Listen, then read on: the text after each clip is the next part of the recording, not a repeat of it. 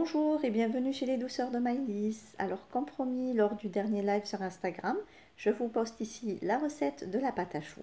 Donc on avait réalisé ensemble des petites chouquettes. Donc pour la recette, nous avons besoin de 50 g d'eau et 50 g de lait. Donc vous pouvez bien sûr remplacer la quantité de lait par de l'eau et dans ce cas-là mettre 100 g d'eau.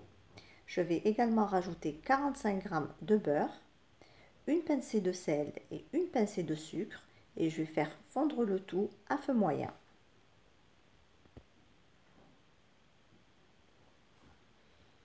Donc ici on va réaliser une petite quantité, donc vous obtiendrez en moyenne une vingtaine de chouquettes.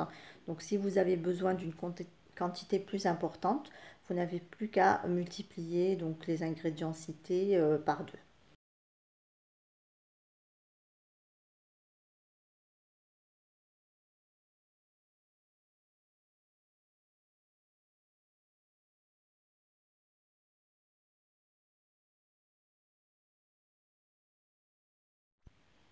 Donc ici, dès que les liquides arrivent à ébullition, on va retirer du feu et on va rajouter 55 g de farine. Donc on les rajoute en une seule fois et on va donc remuer le tout avec la spatule jusqu'à ce que ça forme une boule de pâte.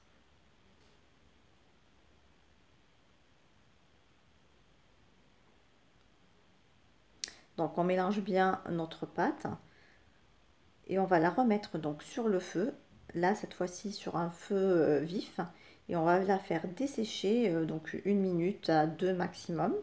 Donc on la mélange constamment pour ne pas la brûler, et donc cette étape est très importante hein, si on veut réussir sa pâte à choux, et que celle-ci ne retombe pas après cuisson. Donc on dessèche bien la pâte et en la remuant constamment. Donc on verra, il y aura un petit film qui va se former au fond de la casserole. Et donc dès que ce film apparaît, on saura que notre pâte est bien desséchée. Donc ici notre pâte est prête, donc on voit bien la pâte forme bien une boule et se détache des parois de la casserole. Donc on va la débarrasser, donc soit dans un saladier, et vous pouvez donc continuer la recette à la main, donc avec un fouet ou une spatule, ou soit vous la mettez dans un robot comme ici. Donc moi je la mets dans mon robot, je vais utiliser la feuille pour mélanger ma pâte. Et là c'est une étape aussi très importante, et de refroidir donc la pâte avant de rajouter les œufs. Donc là, on va d'abord venir fouetter la pâte. Donc comme vous pouvez le voir, en la fouettant, donc il y a une vapeur qui remonte. Donc on continue à la fouetter jusqu'à ce qu'il n'y ait plus du tout de vapeur et que la pâte refroidit.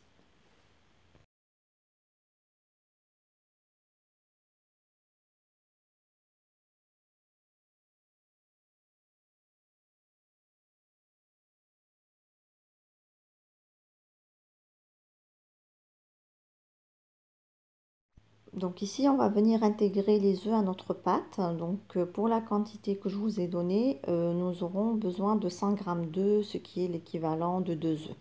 Donc moi ce que je fais, c'est que je casse mes œufs dans un saladier, je les fouette et ensuite je vais venir les intégrer à ma pâte doucement. Donc pas tout d'un coup, donc je rajoute petit à petit en contrôlant bien la consistance de ma pâte.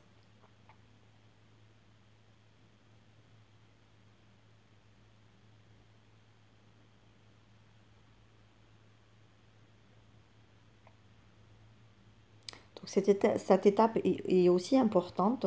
Donc l'intégration des œufs petit à petit, ça nous permet de contrôler la consistance de notre pâte et ne pas obtenir une pâte trop liquide aussi. Donc voilà pourquoi on rajoute vraiment les œufs progressivement.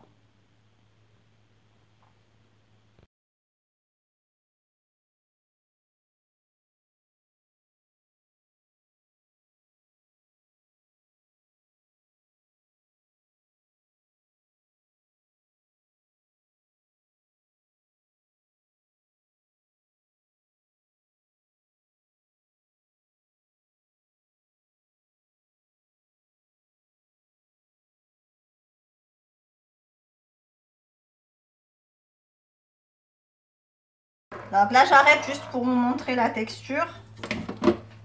Donc, je ne sais pas si vous arrivez à voir. La pâte, elle est encore dure là.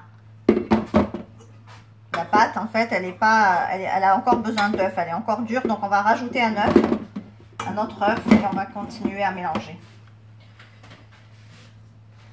Bon, on le rajoute progressivement aussi, hein, pas tout d'un coup.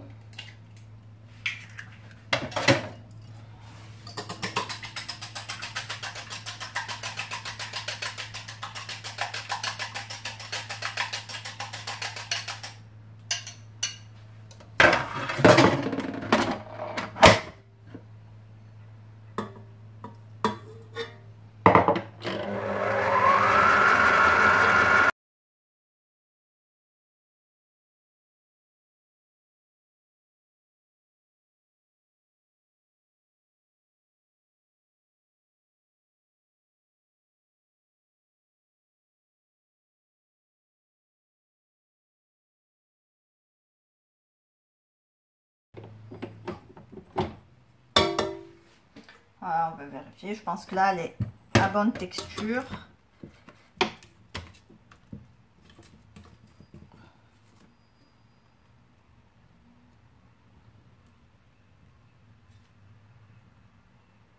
En fait, je ne sais pas si vous arrivez à voir, mais on dit que la pâte à choux en fait est prête lorsqu'on on sépare la pâte en deux et que celle-ci en fait elle se remet au milieu mais tout doucement. Elle se referme mais doucement en fait. Le sillon se referme doucement.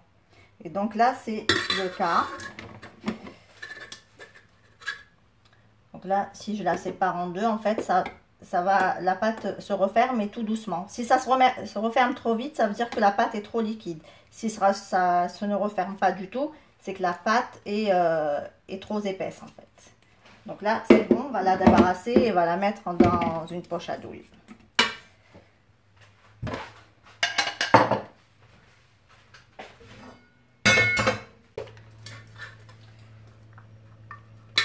Donc là, on va remplir la poche à douille et on va venir pocher nos petites chouquettes.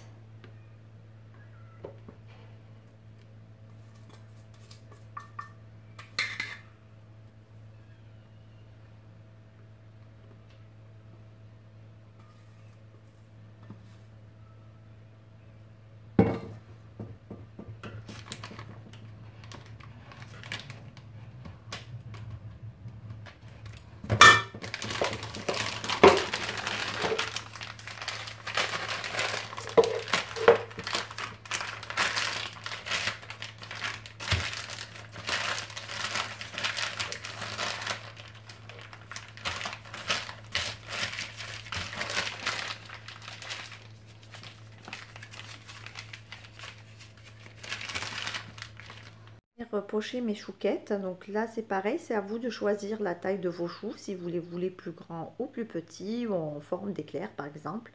Donc ça c'est une pâte à choux avec laquelle vous pouvez réaliser tout type de dessert et de pâtisserie à base de pâte à choux. Vous pouvez également intégrer du fromage à la préparation et préparer à ce moment-là des gougères. Donc on finit là de pocher toutes nos chouquettes et on va donc saupoudrer de sucre grain. Donc là c'est important de saupoudrer le sucre grain tout de suite après pochage pour ne pas que notre pâte sèche, parce que si la pâte sèche on aura du mal à faire adhérer le sucre. Et dans ce cas-là, où il y a un autre moyen, vous pouvez juste passer en fait humidifier votre pâte à l'aide d'un pinceau légèrement avec de l'eau et ensuite faire donc adhérer votre sucre. Donc là on en met un peu partout, comme ça quand le chou se développe au four, on aura quand même du sucre un peu partout sur toute la surface. Donc une fois que j'ai terminé de poser tout mon sucre, je vais venir, donc on va passer à l'étape cuisson. Donc pareil, pour l'étape cuisson, il y a deux modes de cuisson. Donc soit vous chauffez votre four à 170 degrés, vous mettez vos choux à cuire pendant 20 à 25 minutes. Soit vous faites la deuxième option, et c'est celle que j'ai faite ici, c'est-à-dire que vous chauffez votre four à haute température, donc à 230, pendant 10 à 15 minutes, vous arrêtez le four donc complètement, vous l'éteignez, vous mettez vos choux dedans, donc four éteint pendant 10 à 15 minutes, et ensuite vous rallumez à 160 degrés et vous continuez la cuisson pour 20 à 25 minutes. Pareil pour la cuisson, c'est à contrôler. Selon le four, en fait, la pâte cuit peut-être moins longtemps ou plus longtemps que certains fours. Donc ici, on arrive à la fin de notre recette. Donc comme vous pouvez le voir, on a obtenu de jolis choux bien moelleux et bien légers, à la mie bien alvéolée. Donc pour certains, je les ai fourrés à la crème pâtissière pour ajouter un petit peu de gourmandise. J'espère que cette recette vous a plu. En tout cas, si vous avez aimé, likez et partagez et laissez-moi vos avis en commentaire. Quant à moi, je vous retrouve très prochainement dans une nouvelle vidéo.